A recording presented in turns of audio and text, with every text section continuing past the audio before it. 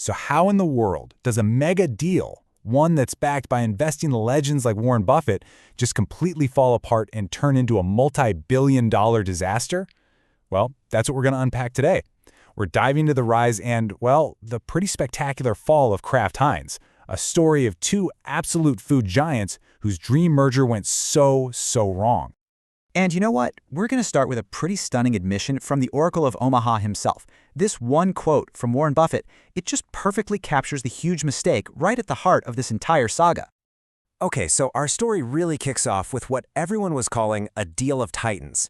We're talking about a blockbuster merger, this was about a decade ago, that promised to create one of the largest, most powerful food companies on the entire planet.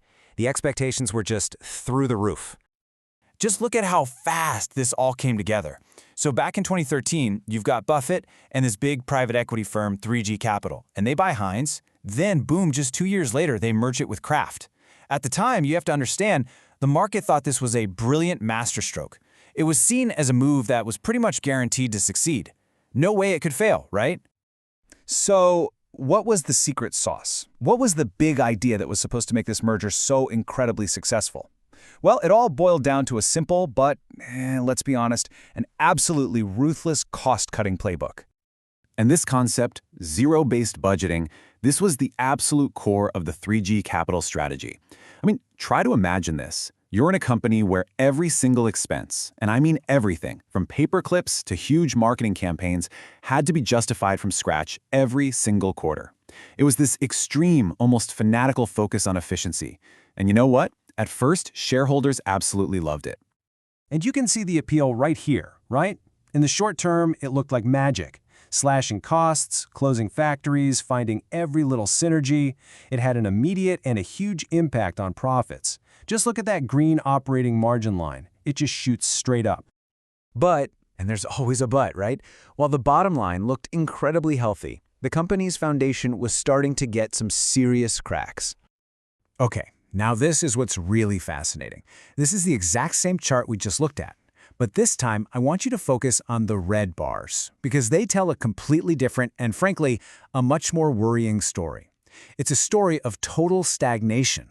Yeah, the company was becoming more profitable, but it wasn't actually growing at all. It was just running in place.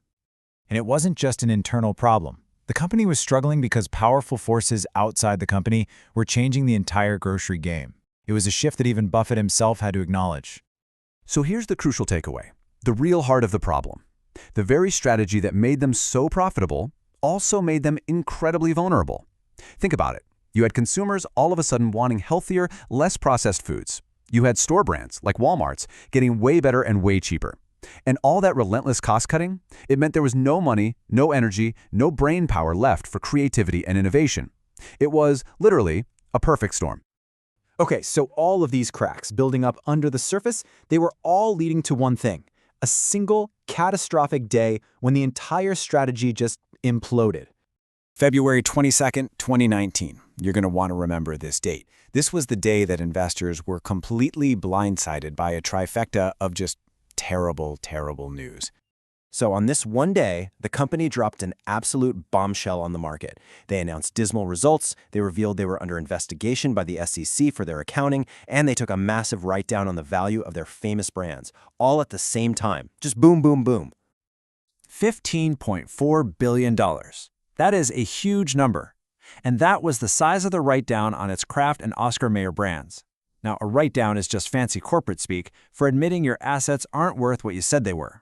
So this was a stunning admission that echoed what Buffett had said earlier. They had paid far too much for Kraft. And the market's reaction? It was swift and it was absolutely brutal. The stock price just collapsed, falling by a quarter of its value overnight. All right, after a crash that dramatic, it was crystal clear something had to change, and it had to change fast. So the company brought in new leadership with a totally different philosophy. They were ready to shift from defense to offense. The new CEO, Miguel Patricio, he used this great football analogy to signal this major strategic pivot. He basically said the era of just pure cost-cutting was over. It was time to start trying to score again, to grow again. And this meant a really fundamental shift in their thinking.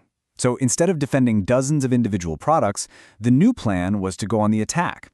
They started targeting broad consumer needs. They reorganized the whole company around these 6 platforms like taste elevation, and then they backed it all up with a 30% boost in marketing to try and reignite that growth they'd lost. But here's the thing. Even that brand new playbook, it wasn't enough to save the mega merger. And that leads us to a dramatic final act in this story. And in a really stunning reversal, a decade after that celebrated merger, the company decided the only way forward was to completely undo the entire deal and literally break itself apart. So the whole idea behind the split is to separate the faster-growing, more promising brands, we're talking Heinz ketchup, Philly cream cheese, from the slower, legacy grocery staples, like Oscar Mayer and Maxwell House coffee. One group for growth, one group for, well, something else.